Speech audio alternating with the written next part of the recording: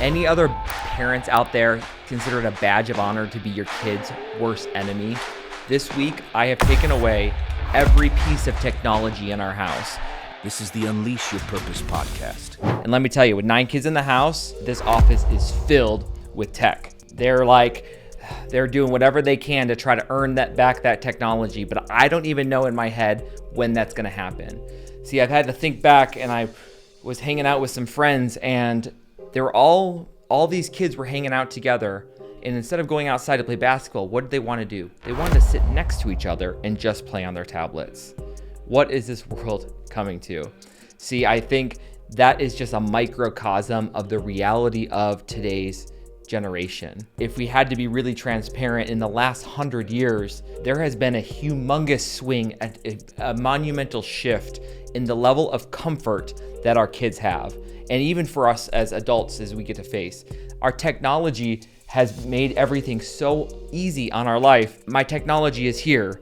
My entertainment is on my phone. I can simply sit next to a friend and not even have to talk to each other and make eye contact, have a conversation. If I want to date somebody, I can just swipe.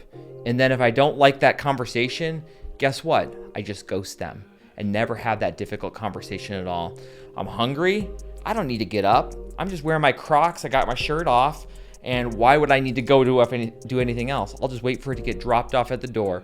You know what? I'm not going to turn on my camera for this meeting because why? I'm in my pajamas and just going to enjoy life. Life is so comfortable. And us as human beings, we are built for comfort. We're actually built for laziness. We want to conserve energy. That was hundreds of years ago when we had to hunt and gather. That was very adaptive for us. That helped conserve energy. But guess what now? We don't have to conserve. That's why in the last 50 years, we have seen kids' obesity rates go from 10% to over 50%. The anxiety rates, depression rates are at the highest they've ever been. And the most tragic thing is that kids, even though they're the most connected and have all of these friends, they don't have very many friends. The rates of loneliness is higher than it's ever been before. Psychologists studied kids, and we found that over about 20 years ago, the average kid had like 3 or 4 good friends, best friends, and now they can barely rate 1. How about you? Can you rate a friend that was deeply getting your corner? Loneliness is on the rise, and anxiety is at the highest level. And guess what? We are so comfortable with our technology and so comfortable with our lives that we can't even handle the amount of stress. And for me as a dad, I cannot go by and watch my kids just become addicts to the technology and then not being able to risk it in life. Earlier last week, I had 2 conversations literally an hour apart. Conversation 1, I had this guy who was a dad who wanted to have a promotion. He wanted to go for this job, but he said, I'm not certain that I want to put in the work. I'm pretty comfortable for where I am. Then I have a half-day intensive with another couple who is about to go from 1 store to 2 to franchise it out. And guess what? They were scared, but they're fired up and they're pushing against that discomfort. What is the difference of those two? One was able to take fear and say, I am not going to let it control me. The other person was saying, you know what? The comfort feels good. It's my security blanket, and I'm going to continue on. And when I think about when I want to have breakthrough in my life, I have to push against discomfort. I love what Teddy Roosevelt says. He says, nothing in the world worth having unless it means effort, pain, and difficulty. Another quote, similarly, there's a quote, I don't even remember who has said it anymore. It says, I've never met a successful person that doesn't walk with a limp. Walking with a limp means willing to do hard things. And for us as parents, we have to learn to help our kids do hard things and fight against that discomfort. So for me, I don't know when technology is coming back to our house. And I could tell you that the levels of chores is going to have to go up. I recently read this book several months ago called Comfort Crisis by Michael Easter, and he talked about this epidemic of the comfort that we're facing as a society, and that the amount of loneliness, anxiety, and depression is going to continue to rise unless we fight against this discomfort. So now that life is so easy for me and for my kids, how am I going to intentionally have to put discomfort in their life? It sounds so backwards as a parent because I want my kids to feel safe. I want my kids to have this moment of just peace and like me and all of this. But in reality, especially as a dad's job, we have to help force our kids to struggle, to be stressed out, and to have to rise to that challenge and do hard things. That's why I love sports and having them fight so hard. That's why I love getting backyard chickens. Why? Because they have to take that heavy bales of hay and dump it in, and every single day have responsibility when they don't feel like they want to. Guess what? The way discipline is made is when you have to do things you don't want to do. Kids, welcome to life. This is what it is. And we have to force us to make sure that we are intentionally doing that. So for me, as I think about my own self, how do I fight against discomfort?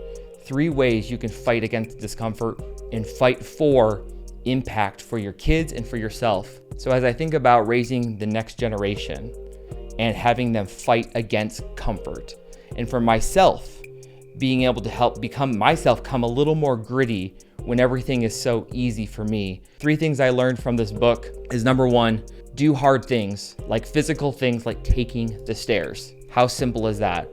When there's an escalator or the stairs, take the stairs. Why?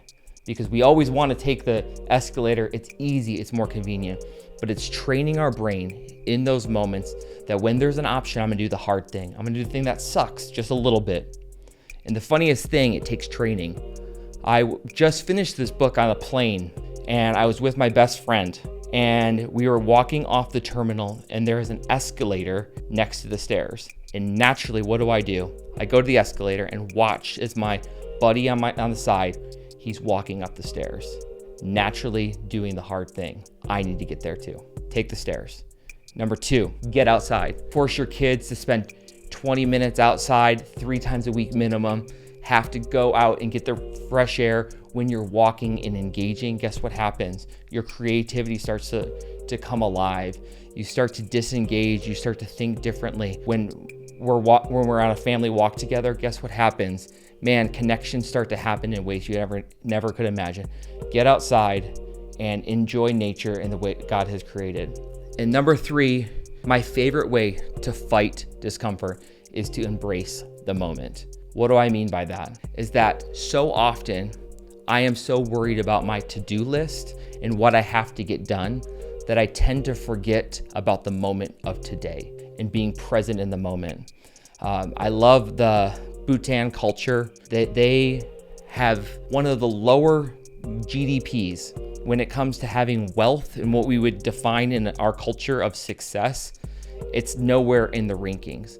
But guess what? When you look at their levels of happiness and their levels of overall wellness, they're off the charts. Why? They don't have more money than everyone else. It's like going back 100 years here in the United States.